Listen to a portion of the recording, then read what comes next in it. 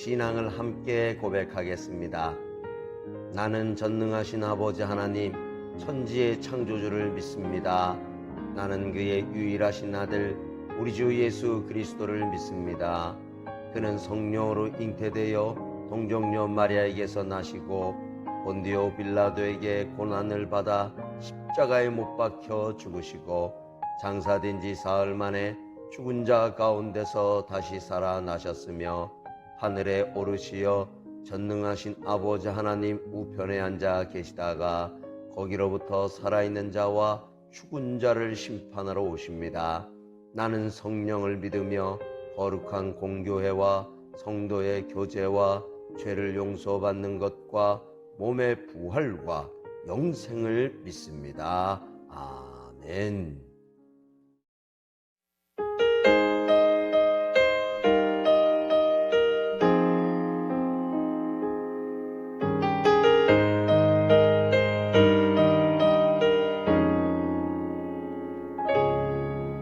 내가 놓여왔던 모든 것들이 내가 지나왔던 모든 시간이 내가 걸어왔던 모든 순간이 당연한 건 아니다 은혜였소.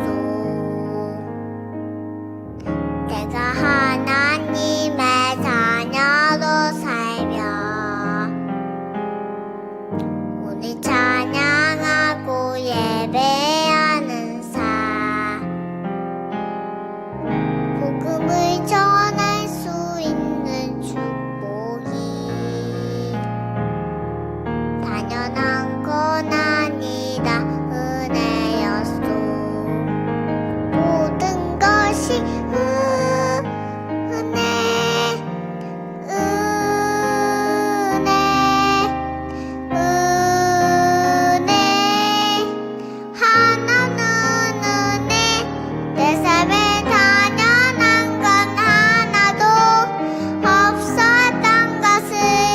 모든 것이 은혜였소.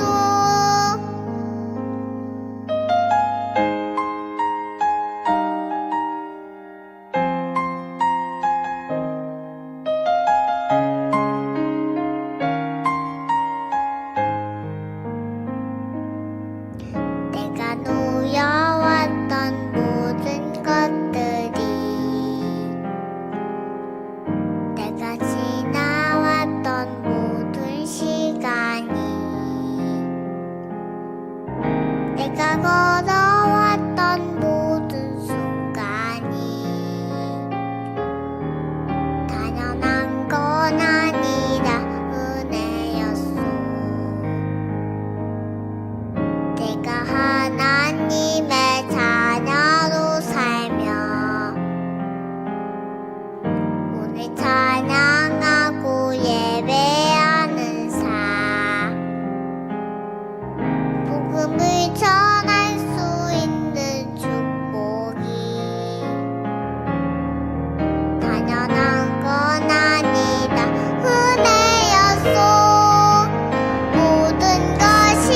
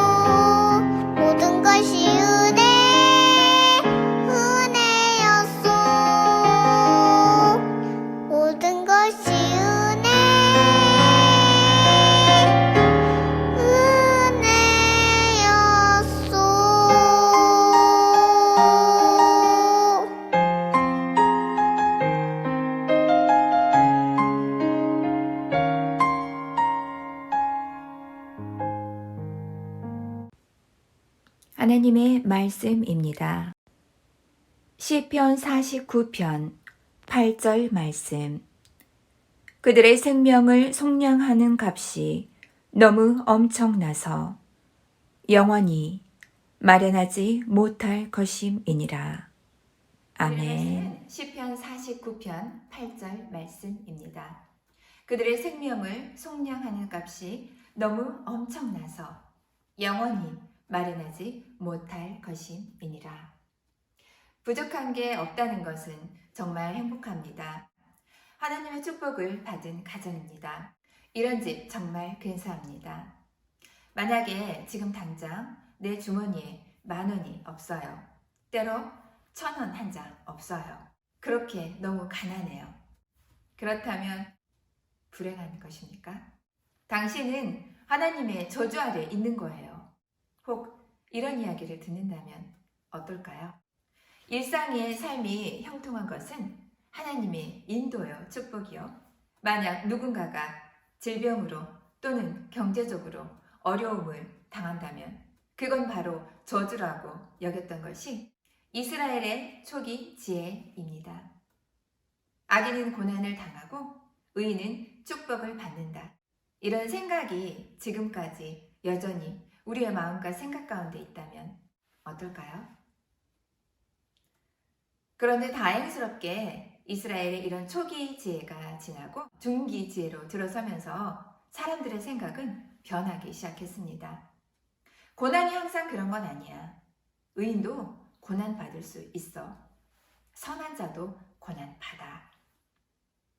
초기 지혜자의 반대에서 이렇게 의인도 고난을 받는다는 이런 역사관을 바로 신정론이라고 합니다. 고난에 대한 이해가 변한 거죠. 의인도 고난을 받는다는 것입니다. 의인이 비록 고난 받을지라도 하나님은 여전히 의로우시다는 것. 다시 말해서 하나님의 섭리는 여전히 정의를 집행하신다는 것입니다. 만약 하나님이 의인에게도 고난을 허락하신다면 그 이유는 무엇일까요? 죄 때문에 고난을 받는다면 자랑할 게 아무것도 없겠죠? 여러분 기억해 주십시오. 고난은 하나님의 섭리를 이루는 도구라는 사실을 말입니다. 의인의 고난은 축복이 됩니다. 의인이 고난을 잘 이기면 바로 상급이 됩니다. 성경에는 우리가 아는 바와 같이 고난을 당하는 많은 인물들이 있습니다. 요셉도 그렇고 욥도 그렇고 그리고 다니엘과 세 친구도 그렇습니다. 우리는 하나님 앞에 서는 연습을 통해서 내가 얼마나 연약한 존재인가를 발견해야 합니다. 그것이 은혜입니다. 자신의 힘으로 서려고 하지 않고 하나님을 의지하는 것입니다. 여러분, 고난 가운데 최고의 고난이 무엇입니까? 바로 자발적으로 받는 고난입니다. 어쩔 수 없이 주어진 고난이 아니라 알고 받는 고난입니다. 고난 속으로 뛰어드는 것이 바로 자발적 고난입니다. 다니엘과 세 친구가 그랬습니다. 여러분, 죄송합니다. 저도 아직 이렇게 자발적 고난은 감당하지 못했지만 내 힘이 아니라 주님이 힘 주실 때 바로 그때 가능할 줄로 믿습니다. 다니엘 3장 18절에 다니엘과 세 친구가 고난을 받는 이유가 설명되어 있습니다. 바로 금 신상에 절하지 않았기 때문이죠. 결국 이방 왕은 하나님을 찬양하게 됩니다. 세상은 결국 우리부터 변하고 고난을 받으라는 것입니다. 시편 49편 8절 말씀입니다. 그들의 생명을 속량하는 값이 너무 엄청나서 영원히 마련하지 못할 것임이니라. 누가 우리의 죄를 대신했습니까? 예수님 믿는 우리는 분명히 알고 분명히 말할 수 있어야 합니다.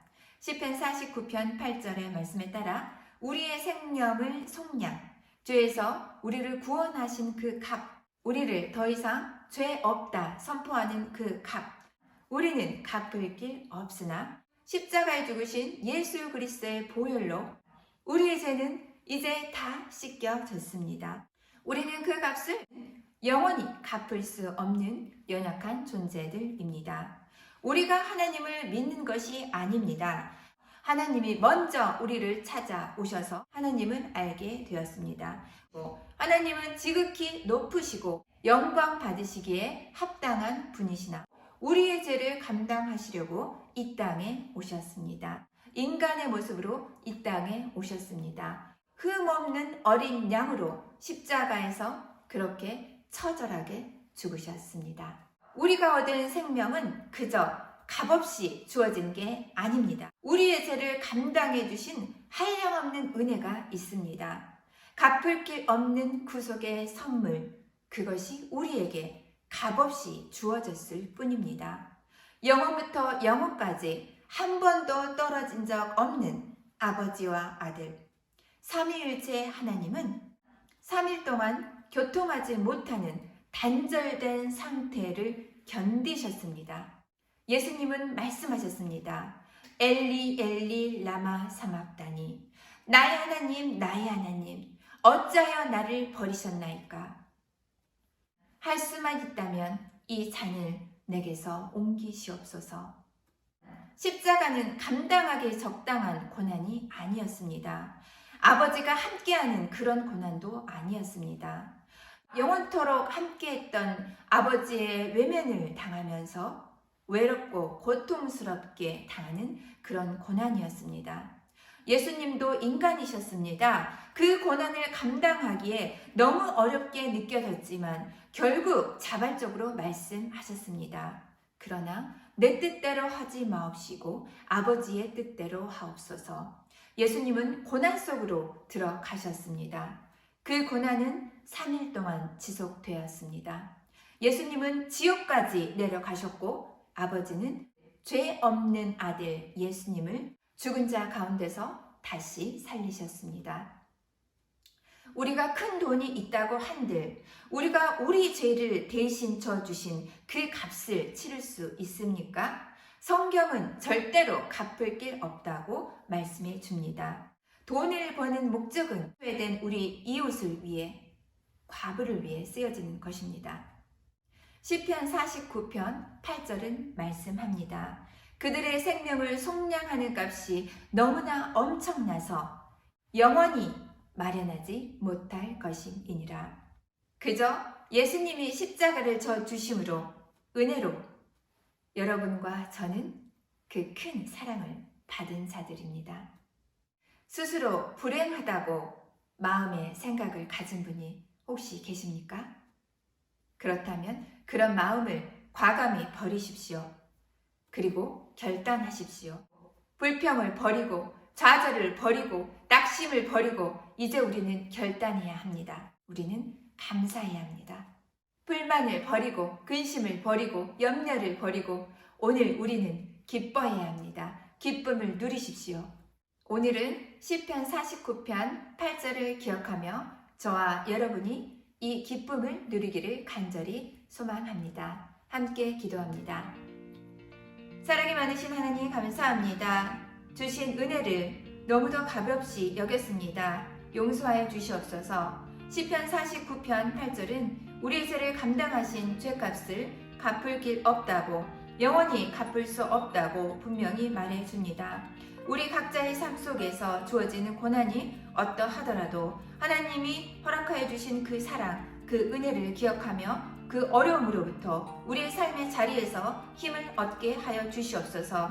기쁨으로 고난을 감당할 수 있도록 주님 허락하여 주시옵소서. 사랑하는 하늘소망 교회 되게 하소서. 담임 목사님 여기까지 강건하게 하여 주시옵소서. 하나님을 아는 참 지식과 지혜를 살아가는 우리 하늘소망 교회 자라는 다음 세대들에게 허락하여 주시옵소서. 늘 성경 보게 하소서. 성경 읽게 하소서. 성경으로 감동받게 하소서. 그리고 기도하게 하소서. 하나님과 관계에서 고난도 허락하신 하나님을 기억하는 은혜가 우리에게 임하게 하여 주시옵소서. 고난이 바로 하나님의 섭리를 선하게 이루는 도구임을 기억하는 오늘 되기를 간절히 소망합니다. 사랑이 많으신 예수님 이름으로 감사히 기도드립니다. 아멘.